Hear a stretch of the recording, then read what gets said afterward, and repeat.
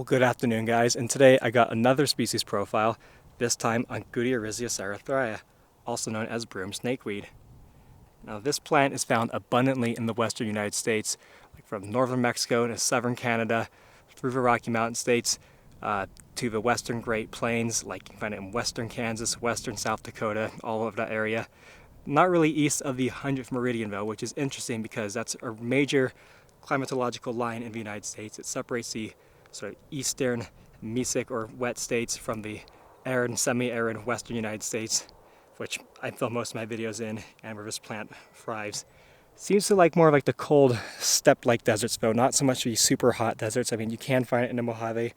Not sure about the Sonoran, though, but really seems like the more of a cooler steppe kind of habitats, but still arid to semi-arid areas. It's very common. I'll put a range map up for you guys. One thing that stands out about this plant species is that it tends to bloom in late summer and early autumn. It's one of the last plants to bloom in this area. It's a characteristic it shares with a few other plants that also tend to be yellow in terms of flower, and members of the family Asteraceae, such as Helianthus annuus, Ericameria nauseosa, Chrysophthambus facidiflorus, Grandelia sclerosa.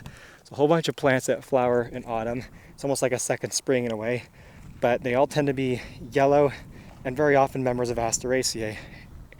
I don't know why this is, but there are a few ecological advantages to this. The biggest one is that these plants don't have to compete with all the spring blooming plants for pollinators. And that's actually really significant to these pollinators because this means these are some of the last plants they get to rely on for nectar and pollen. So very important ecologically speaking that they bloom so late in the year, give a real last meal to many animals, and they can just absolutely light up the mountainside sometimes, make them look like a beautiful yellow color when they're growing super densely. Also notable about this plant is that it's a subshrub. If you're wondering what that is, it is basically a plant with a woody perennial base that produces new shoots that die every year. So all these thin, almost thread-like, just in terms of how thin they are, shoots we have here are all going to die at the end of the year. And though the woody base here might be a little hard to see, I'm going to turn up the ISO. The sort of woody stem here does grow a little bit every year. Most of its growth in a single year will be these new shoots, but it has the leaves and all the flowers. It's a bit of an interesting strategy because it seems like it might be disadvantageous to have to regrow so much tissue every year. And to an extent you're right, but the other advantage of this is that it doesn't have to expend any energy winterizing all of this growth, and it can basically doesn't have to do anything to keep them alive. If it gets really harsh, you can just let them die and it won't be a big deal. Though, to be fair, a lot of plants can just let some of the branches die when the conditions get really dry or cold. And I should add, this plant really, you can see how thin all these shoots are. We make really good use of them. And over time, they start to accumulate. So you'll see in the winter these like real dense tufts of these thin shoots that really make it pretty easy to identify this plant in the winter, or in the summer even, I think. As previously mentioned, this is a member of Asteraceae, the sunflower or daisy family. You can call it whatever you want. It's the second largest plant family in the world, just behind the orchid family. And to be honest, saying that's a bit controversial. Some people claim that Asteraceae is actually the largest. I do think Orchidaceae has the edge, but there's still quite a few species in both to be described. So it's a total mystery what will actually end up winning in the end. But and at that, it's a member of the tribe Astereae, which is the second largest tribe in the family, and a member of the subtribe Gutierrezia, which, to be honest, doesn't have that many other significant genera, at least as a botanist in this area.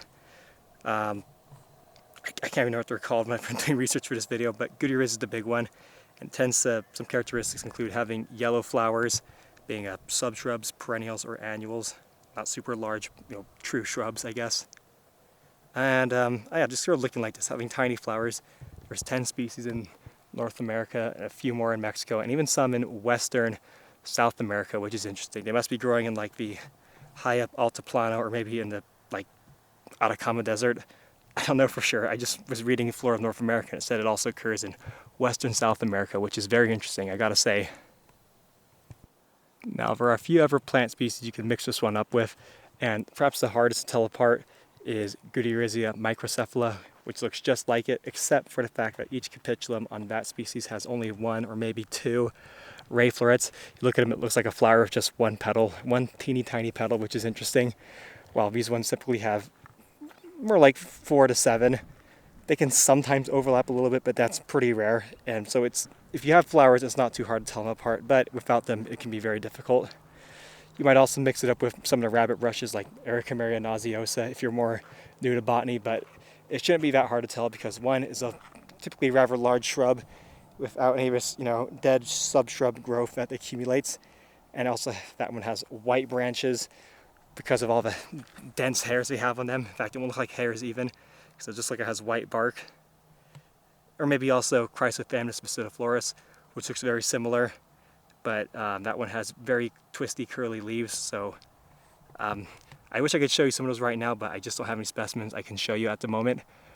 Another thing that separates those from this species is that this one, if you look closely, it's a little hard to see, but it has definite petals, while at least Astereae nauseosa just has yellow floral parts. It don't really have petals, and I'm saying petals, I mean ray florets, but I mean even I think some botanists end up using them interchangeably, so please forgive me. But yeah, Erevo, it's a really common plant and a must-know for botanists or amateur botanists in the western United States. So I hope you enjoyed this video, and thanks for watching, and see you next time.